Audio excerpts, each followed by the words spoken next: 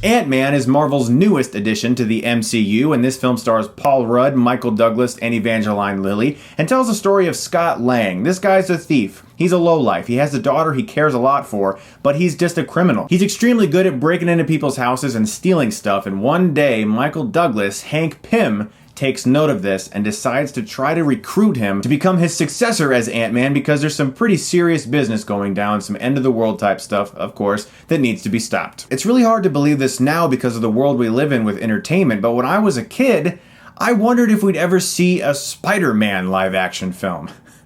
Now we're getting Ant-Man. I mean, we're getting the weirdest of the weird, the smallest, quite literally, of the small, of popular superhero characters. Guys, guess what? Marvel did it again. Ant-Man is a lot of fun as a movie. I laughed my ass off consistently throughout this film. Paul Rudd nails it as Scott Lang. He is such a likable addition to the MCU. I loved his portrayal of this character. Michael Douglas. Oh my gosh. To hear his voice be the voice of Hank Pym was such a delight. He was fantastic in this movie. Not just because it's Michael Douglas and he's talented and it's so nice to see him in a good movie, but they gave Hank Pym such a good backstory. The film's focus on Michael Douglas and his daughter as portrayed in the film by Evangeline Lilly really added a lot of great depth to this movie, and I thought it really took it in a good direction. And whenever it needed that humor, Michael Peña, holy shit. Every word out of that guy's mouth in this movie, perfection, comedy gold. He was just rocking it. He was nailing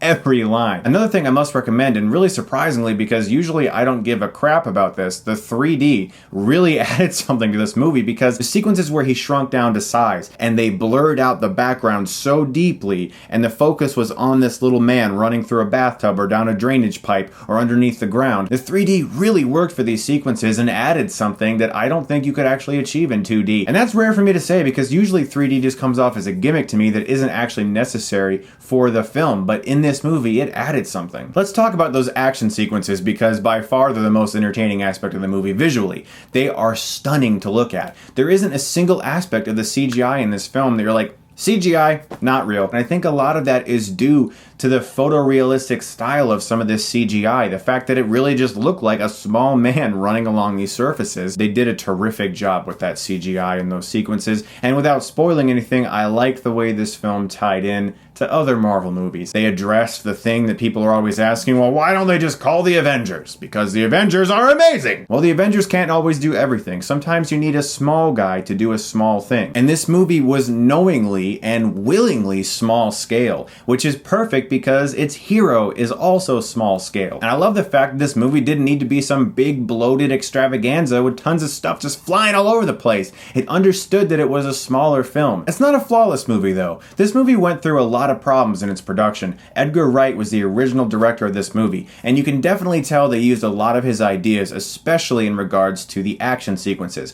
If you go back and watch Edgar Wright's original test footage, it looks a lot like the way they handled the action scenes in this movie. So I'm really glad that in the credits they did give him story credit. That's a really good thing they did there. But I do wish that he had helmed this movie because I think he could have brought a lot more energy, more snappy cuts, and I just feel like he could have brought something to this film that wasn't there. And one of the biggest issues with the movie is its structure. In the first 20 minutes or so, it does feel a little broken. It feels like a couple different movies are happening at once. One's very funny, one's more serious, and sometimes that balance isn't always perfect. Also, there are certain characters in the movie that just feel like plot devices. For one, Scott Lang's daughter in the film. You know what they're gonna do with her, and when they do, you're like, I was expecting that. Also, the main villain in the movie. He was a big evil guy who was really good at being evil, and he'd like to do evil things like shrink lambs without feeling a shred of guilt. And his eventual transformation felt forced. It didn't really work for me. I think as a villain, he wasn't a very compelling character. They tried to give him a good backstory, and in some aspects it worked, but it just was overshadowed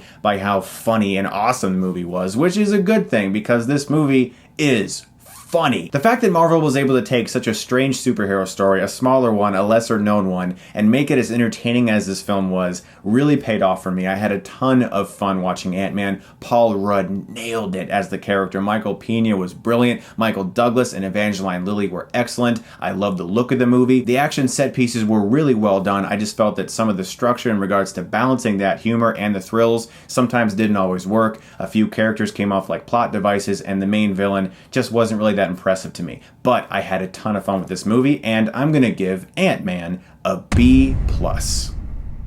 Also, no spoilers, there is a mid-credits scene and an after-credits scene, so be sure to stay for both of them because they're pretty friggin' cool. And really quick, I got this awesome poster at tonight's screening, and that is all because there was a charity group there, Superheroes for Kids in Ohio. These guys dress up like superheroes and they visit sick kids in the hospital. They do charity work for kids. It's such a cool thing. These guys were at the screening tonight dressed up like all these characters. It was awesome. There's a link in the description below for their charity work if you want to donate anything to them. Thank you so much, guys, as always, for watching. And if you like this, you can click right here and get Stuckmanized.